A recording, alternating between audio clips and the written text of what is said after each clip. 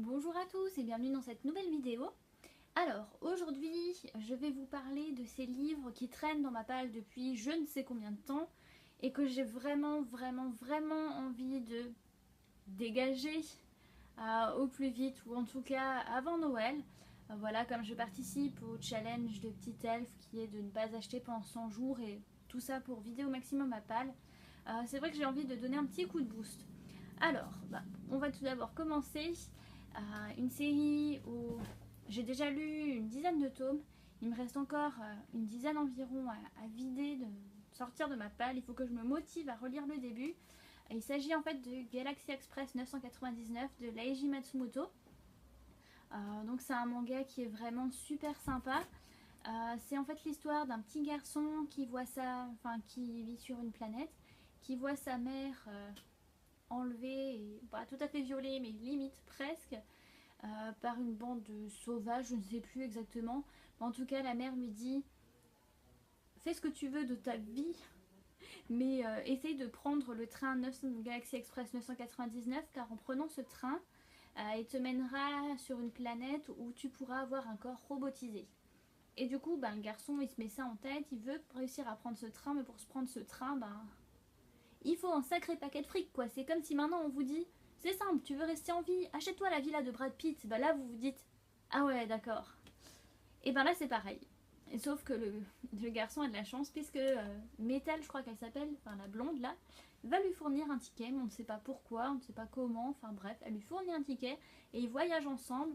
Et pour l'instant, je ne sais pas trop, parce que voilà, je me souviens plus, j'ai commencé il y a longtemps. Mais voilà, c'est une série de mangas que je veux vraiment sortir de ma palle. Ensuite, en deuxième lieu, et c'est là que je compte vraiment sur vous, il s'agit du tome 3 de Caleb, donc de Mireille Jundir. J'ai lu le tome 1 et 2 il y a vraiment pas mal de temps. Ça fait un an que j'ai ce livre dans mon possession. Je l'avais emmené dans ma valise quand je suis partie à New York en novembre l'année dernière. Et je vous avoue que là, je ne me souviens plus du tout de ce qui s'est passé avant. Et j'appréhende en fait de le j'ai envie de le lire, mais j'appréhende de le ressortir parce que j'ai peur de ne pas me souvenir et de mettre la moitié du roman à me souvenir de ce qui s'est passé précédemment. Donc si vous vous souvenez de ce qui se passe avant, envoyez-moi un message, dites-le moi en commentaire, qu'on prenne contact, mais voilà, je compte vraiment sur vous pour réussir à me dire ce qui se passait dans le tome 2 parce que je veux le sortir. Ensuite, on va continuer avec une série jeunesse où j'ai lu les tomes jusqu'au 6. Et là, ça m'embête un petit peu, il va falloir que je relise aussi les tomes. Bon, ça va, ça prend pas 50 heures, mais bon, quand même. Il s'agit en fait de A comme association, les tomes 7 et 8, donc de Eric Lhomme, qui s'appelle Car nos cœurs sont hantés et Le regard brûlant des étoiles. Voilà, c'est les deux tomes qui sont là pour clore la série. Je les ai toujours pas lus, j'aimerais vraiment les lire, mais c'est vrai que là, il faut que je relise au moins à partir du 5. Parce que bon, les tomes précédents, c'était quand même assez... c'est jeunesse, entre guillemets. Ce qui se passait, c'était encore assez facile. Bref, vous avez compris. C'est à partir du tome 5 que les choses se corsent, qu'il se passe des tonnes de trucs de ouf. Et voilà, pour vraiment retourner dans l'histoire, il faudra que je le relise. Mais voilà, ça c'est des romans qui sont plus... Bon, celui-là il est lu d'habitude en 1 heure, celui-là il sera lu un petit peu plus longtemps, mais voilà, j'aimerais vraiment finir cette histoire, retrouver Jasper, voir ce qui se passe au final. Tout simplement.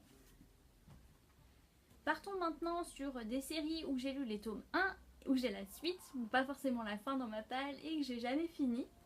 Alors on a d'abord ce que je pense être à la base une trilogie, mais au final je crois qu'il y a 5 tomes. C'est une auteure alsacienne, elle s'appelle Isabelle Meyer et c'est Ileana. Donc j'ai les tomes 2, 3 et 4 dans ma palle. Et en fait c'est sur l'histoire d'une fée qui s'appelle Ileana. Bravo Gaëlle, quelle intelligence, hein. En tout cas dans le tome 1, la fameuse fée Ileana donc, se retrouve bannie entre guillemets, je ne sais plus ce qui se passe exactement, mais en tout cas elle se retrouve bannie du monde des fées et est projetée dans le monde des humains. On va faire la connaissance de jumeaux, d'un mec qui est complètement désagréable et je ne sais plus exactement, je crois qu'elle atterrit dans un orphelinat ou quelque chose comme ça. Ouais, je crois que c'est ça. Enfin bref, en tout cas, le tome 1 était vraiment sympa. C'est du jeunesse, hein, je veux dire. Et là, comme, comme vous en doutez, voilà, elle est de retour. Dans ce tome, apparemment, elle est de retour à Edeline, donc son pays natal. C'est pas très grand, je veux dire, c'est une 320 pages à peu près.